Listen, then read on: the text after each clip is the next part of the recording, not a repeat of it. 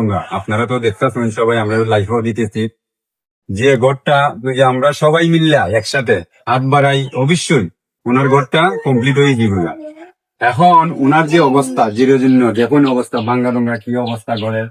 এখন এলাকাবাসীর কাছে আমার অনুরোধ, আপনারা সবাই একটু সহযোগিতার হাত বাড়াই, সবাই যদি হাত বাড়াই অবশ্যই এই ঘরটা 6 মাস 1 মাসের ভিত্তি আমরা করে দিতাম। আজকে কালকে রাত্রে বৃষ্টি হয়েছিল, এখন পর্যন্ত এরা রান্দাখানি এই ঘরের ভিত্তিতে করতে পারছে না।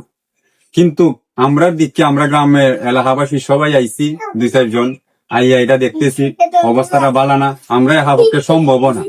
আমরা তো যে এলাকাবাসী এবং কোন ডোনার থাকেন হাত বাড়ান সহযোগিতা করুন, অবশ্যই এই পরিবারটা ঘরটা কমপ্লিট করিয়া সুখে শান্তিতে থাকতে পারবো। গরিব মানুষ ওসাই আমি একটা রিক্সা ভাই, আমি ওতলা পরিবার নিয়ে আমি তো নেক বাইরে পড়বো আগে গড়ে বলে এই অবস্থা আমার চলছে।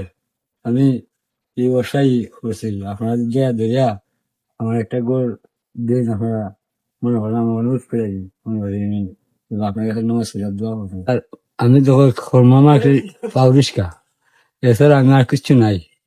আমার ওতলা পরিবার দিয়ে আমি ট্যাক্সি, আমার যখন বাইরে ঘর বাগে গড়ে ঘরে মেঘ, আমার এই অবস্থা। আমি যখন একেবারে ওসাই আপনারা দয়া ধরিয়া আপনারা দিন। আমার নাম লক্ষধর আলী, বাই দত্তপাড়া, পোস্ট অফিস সিংহেশ্বর, থানা বাউয়াল, ইউনিয়ন মিরপুর। নাম্বার 01782327232। গ্রাম দত্তপাড়া, পোস্ট অফিস সঙ্গেশ্বর, থানা বাউয়াল, ইউনিয়ন মিরপুর, জেলা হবিগঞ্জ। আমি একজন দরিদ্র মহিলা। আমি 8-10 জন লোক আমার পরিবারের মাঝে। আমি খুব বসায় আছি।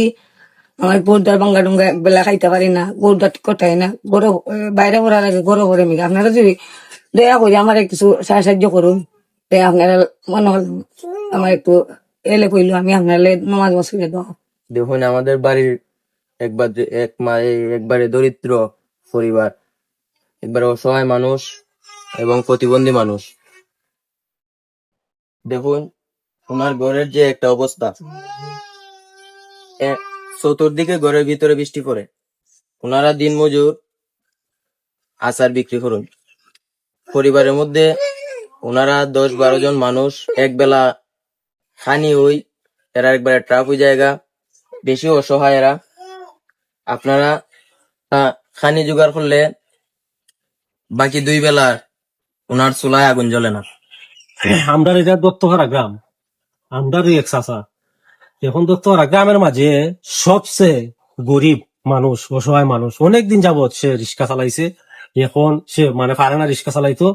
এখন সে আচার বিক্রি করে, আচার বিক্রি হয়ে গিয়া সে মানে যা ওই পায় তা নিয়ে মানে তার সংসার চলে না। 10-12 জন সদস্য তার পরিবারও। আর ঘরের অবস্থাটা খুবই খারাপ।